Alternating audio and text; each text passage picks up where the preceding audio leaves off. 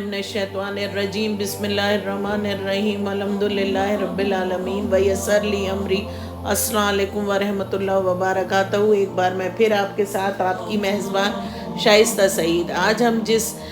Topic को आज आपके सामने डिस्कस करेंगे, आज आपको सामने उसका खुलासा पेश करूँगी। एक छोटा सा वो है 9 हिजरी का जो वाक़या है जंग तबूक का, उसके जो एक छोटी सी ब्रीफ समरी है वो मैं आपको सामने आज पेश करूँगी। तबूक एक मकाम है मुल्क शाम में। हमारे प्यारे नबी सल्लल्लाहु अलैहि वसल्लम को जब फ़तह मक्का हुआ और ग़ज़वा हनैन से आप फ़ारिग़ हो गए तो आपको ख़बर हुई कि रोम का जो बादशाह है हरकुल मदीना मुनव्वरा पर फ़ौज भेजना चाहता है। मगर ये ख़बर आपको लगी जब आप फ़तह मक्का से फ़ारिग़ हुए और जंग हनैन से, तो आपको ये ख़बर पहुँची और वो फ़ौज तबूक के मकाम पर जमा की जाएगी। मानी जो जगह जो मैंने आपको बताई, तबूक एक जगह है, तो वहाँ पर ये जो फ़ौज है वो जमा की जाएगी। क़ब्ल इसके कि वो हमला करे, आपने ख़ुद ही मुकाबले के लिए सफ़र का इरादा कर लिया और मुसलमानों में ऐलान कर दिया। चूँकि ज़माना बहुत गर्मी का था और मुसलमानों के पास सामान बहुत कम था, सफ़र दूर दराज का इलाका था,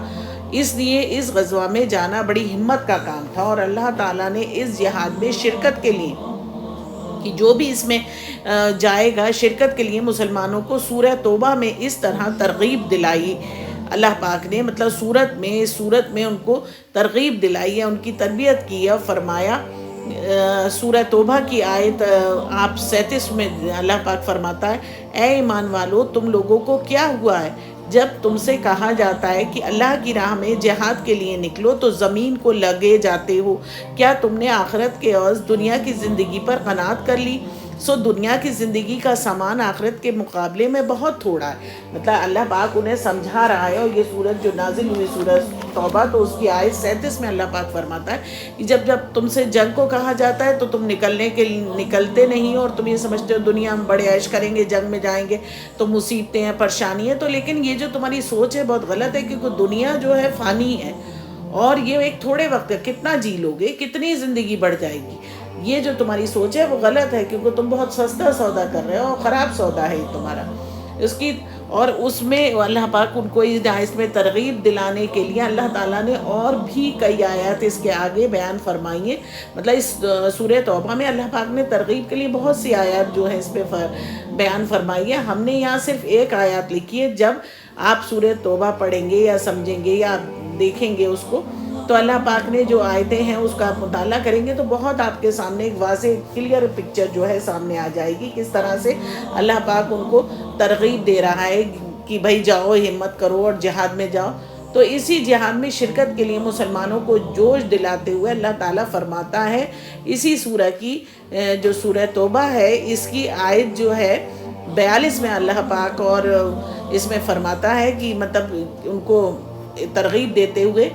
कि निकल पड़ो, वहाँ तुम्हारे पास थोड़ा सामान हो या ज़्यादा सामान हो, अल्लाह की राह में अपनी माल अपने जान से जिहाद करो, ये तुम्हारे लिए बेहतर है। अगर तुम यकीन रखते हो तो देर मत करो। अगर ये मत सोचो कि अरे भाई मेरे पास तो सामान नहीं, मेरे पास तो सवारी नहीं है, मेरे पास तो असला नहीं है, नहीं, तुम इस पर फ़िक्र मत करो। क्योंकि इससे पहले भी जो मैंने आपको बताया है कि जो और जंगें हुई हैं उसमें भी अल्लाह ने तरग़ीब दी है और बार बार ये नसीहत भी की है कि फ़तह और जो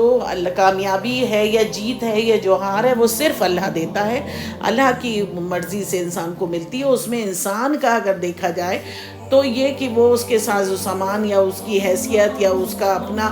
जो वो होता है वसाइल, वो मायने नहीं रखते। अगर अल्लाह की खुशनुदी, अल्लाह का तवक्कुल उस पर है, बंदा अल्लाह पे तवक्कुल करता है, तो उसको अल्लाह की राह में ये नहीं सोचना चाहिए कि मेरा सामान कम है। वही हमारे सामने जो जंगों का है कि जंग बदर है, जब सामान कम था तब फतेह हुई, जब सामान पूरा था तो जैसे आपने पीछे हम पढ़कर आए हैं कि जंग बदर में क्या हुआ, उसके बाद जो ताइफ में और वहाँ पे जो जंग हुई उसका हाल क्या हुआ। तो आप मालों पर जब लश्कर बहुत ज़्यादा था तो क्या हुआ कि खिसारे में पड़े। तो हमें अपने मालो मता पर वो नहीं करना चाहिए कि हमारे पास कम माल है या ज़्यादा माल है। तो अल्लाह तरग़ीब दे रहा है। इसी مطلب سورہ توبہ کی آیت 41 میں اللہ پاک کہتا ہے نکل پڑو تھوڑے سامان سے خواہ زیادہ سامان سے، اور اللہ کی راہ میں اپنے مال اور جان سے جہاد کرو، یہ تمہارے لیے بہتر ہے اگر تم یقین رکھتے ہو تو دیر مت کرو۔ اور اسی آیت سورہ توبہ میں یہ آیت 42 میں اللہ پاک فرماتا ہے اگر کچھ ہاتھ لگتے مال ملنے والا ہوتا اور سفر بھی معمولی ہوتا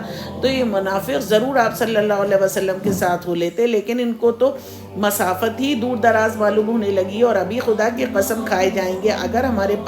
بس کی بات ہوتی تو تمہارے ساتھ چلتے۔ یہ لوگ جھوٹ بول کر اپنے آپ کو تباہ کر رہے ہیں اور اللہ جانتا ہے کہ یہ لوگ یقیناً جھوٹے ہیں۔ اب جب انہوں نے پیارے نبی صلی اللہ علیہ وسلم نے اعلان کیا کہ چلنا ہے تو اب ان لوگوں نے بہانے ہلے بنانا شروع کر دیے، کیونکہ بہانے ہلے کہ ہمارے پاس سامان نہیں ہے، ہمارے پاس سواری نہیں ہے، ہمارے پاس اسلحہ نہیں، یہ کہنا، لیکن حقیقت یہ تھی کہ سفر دور کا تھا، گرمیوں کا موسم تھا، تو اس لیے انہوں نے جھوٹے بہانے بنائے۔ تو اللہ یہ کہتا ہے کہ تم جھوٹے بہانے بنا رہے ہو، ٹھیک ہے بنا لو، لیکن یہ جھوٹے بہانے تم یہ سوچتے ہو کہ اللہ کو کچھ خبر، اللہ کو سب کچھ معلوم ہے جو کچھ تم کر رہے ہو، کہ منافقت ہے، منہ سے تم کچھ کہہ رہے ہو دل میں تمہارے کچھ ہے، اور اللہ کو اس کی خبر ہے۔ اور اللہ ظاہر بات ہے جھوٹوں کے ساتھ، منافقوں کا ساتھ تو کافروں سے بھی ان کا نیچے درجہ ہے۔ اللہ جو اب ان کا استقبال کرے گا وہاں پر روز حشر، جو ان کا استقبال ہوگا، جو انہوں نے جھوٹ بولا ہے تو اس کے ان کو سزا ملے گی۔ تو اسی لیے اللہ پاک کہتا ہے نا کہ منافق کا جو درجہ ہے تو وہ تو کافروں سے بھی نیچے آئے، کیونکہ کافر تو ایک بار کافر ہے کہ وہ کافر ہے ہی، اس نے ڈکلیئر کر رہا ہوا ہے کافر، لیکن منافق تو بہت خطرناک فعل ہو گیا کہ انسان اپنے آپ کو کہہ بھی رہا ہے کہ ہم مسلمان ہیں اور پھر اس کے اعمال اور فعل جو ہیں وہ بالکل اپوزٹ ہیں۔ تو وہ یہ دنیا میں اپنے آپ کو تو جو کر رہا ہے وہ دونوں، اللہ وہ سمجھتا ہے کہ میں اللہ کو دھوکہ دے رہا ہوں، لیکن دھوکے میں تو وہ خود ہے، خسارے میں تو وہ خود ہے، اور وہ بندوں کو بھی دھوکہ دے رہا ہے تو بندوں کو بھی اللہ بچا لے گا جو نیک بندے ہیں، لیکن خسارے میں ایکچولی وہ خود ہے جس کا اس کو علم نہیں ہے۔ جیسے اللہ پاک خود ہی کہتا ہے سورہ بقرہ میں بھی جائیے کہ ان کے دلوں میں ایک روگ ہے، جو منافق ہوتے ہیں ان کے روگوں کو ہم نے بڑھا دیا ہے، ان کو اس کا علم نہیں ہے۔ تو سورہ بقرہ میں بھی اور بہت طرح سے اللہ پاک نے منافقت پہ جو ہے کلام پاک میں واضح تصویر اور واضح مطلب جو منافق کا کردار ہے اس کو بیان کیا۔ اگر پڑھیں گے تو آپ سمجھ جائیں گے، اور ہر بندہ اس سے دور رہنے اور اس سے بچنے کی اور ان چیزوں سے پناہ مانگے گا جو منافقین کے جو کردار میں ہوتی ہیں۔ تو یہ ہم لوگوں کے لیے جاننا بہت ضروری ہے کہ مسلمانوں کا 30,000 کا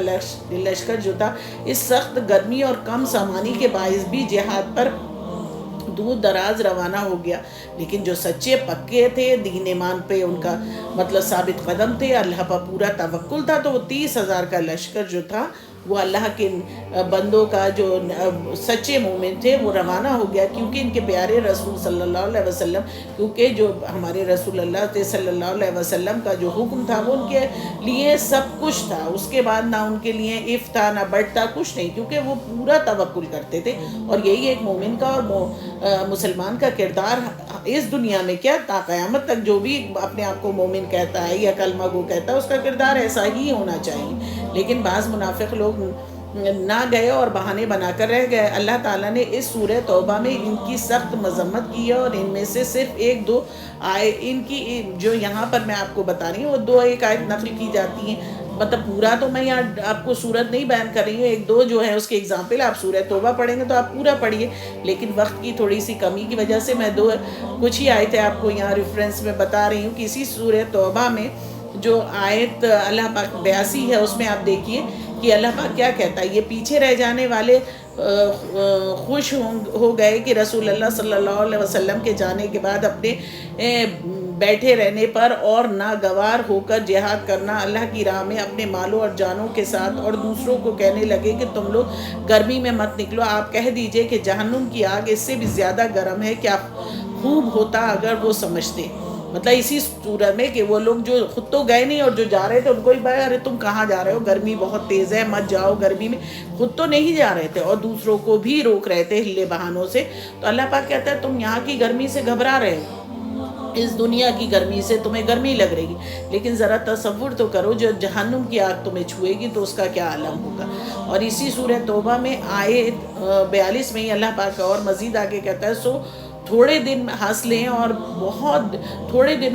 بہت دنوں روتے رہیں گے ان کاموں کے بدلے میں جو کچھ کیا کرتے تھے۔ مطلب انسان یہ سوچتا ہے کہ بھئی تھوڑے، تو وہ کہتا ہے اللہ پاک اس دنیا کے تھوڑے سے دن کے لیے تم ہنسی خوشی کے لیے آرام کے لیے جہاں زندگی بھر کا رہنا اس کا تم نے سودا کر لیا، مطلب تھوڑے سے دن کے لیے عیش آرام کے لیے تم نے کتنا خراب سودا کیا کہ جو تمہارا ابد مطلب ہمیشہ جہاں رہنے کا ٹھکانہ تھا وہ تم نے بیچ دیا، جو اچھا ٹھکانہ تھا اسے فروخت کر دیا جہاں تمہیں ہمیشہ رہنا تھا، کس عوض میں کہ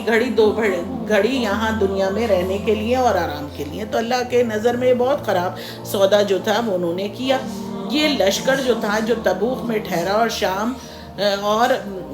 مطلب جو تبوک ایک جگہ تھی وہاں پہ یہ لشکر ٹھہرا، اور شاہ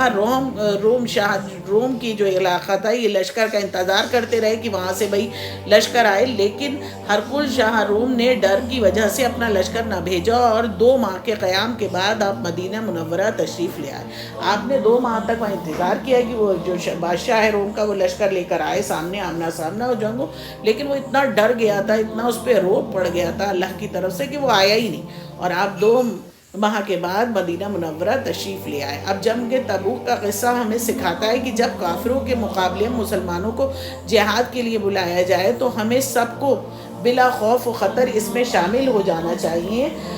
اور کوئی اف اور بٹ اور کوئی جواز یا کوئی ہلے بہانے نہیں کرنا چاہیے، خواہ جہاد کے لیے دور جانا ہو، موسم کتنا ہی گرم ہو، ٹھنڈا ہو، سرد ہو، مال ہو نہ ہو، اسلحہ ہو، سچ مال ہو یا مطلب اسلحے کی بات ہو، سچے مسلمان تبھی ہم بن سکتے ہیں۔ اللہ ہم سب کو ایسے ہی مسلمان بنا دے، آمین ثم آمین۔ تو یہ جو ایک مسلمان کا کردار ہے یہ اس میں جنگ تبوک میں، اور اللہ نے اس کو سورہ توبہ میں بڑے واضح کر دیا کہ چند روز کی زندگی کے لیے انہوں نے مطلب اپنا جو ہمیشہ کا ٹھکانہ تھا، جو ایور لاسٹنگ جو ان کی جگہ تھی، اچھا مقام تھا، اسے فروخت کر کے اور 2-4 گھڑی کا سامان خرید لیا۔ تو ایک بہت گھاٹے کا سودا کیا، اور اللہ پاک ہم سب کو بھی اس گھاٹے کے سودے سے دور اور محفوظ رکھے، اور ہمارے دل میں اس یقین کو اور پختہ کر دے کہ یہ زندگی کا ٹھکانہ گھڑی 2 گھڑی کا ٹھکانہ ہے، اور ہمارا اصلی اور ابدی ٹھکانہ جو ہے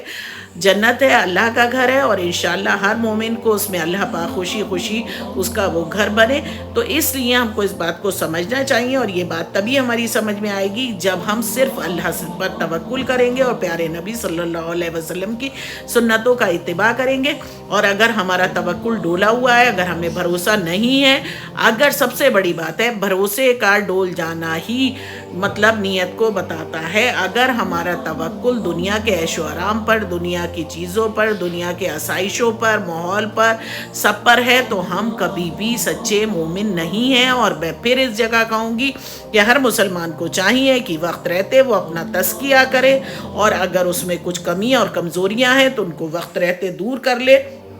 اور اگر وہ ایسا نہیں کرے گا تو وہ جو بھی کتنا ہی چیخ کے اپنے آپ کو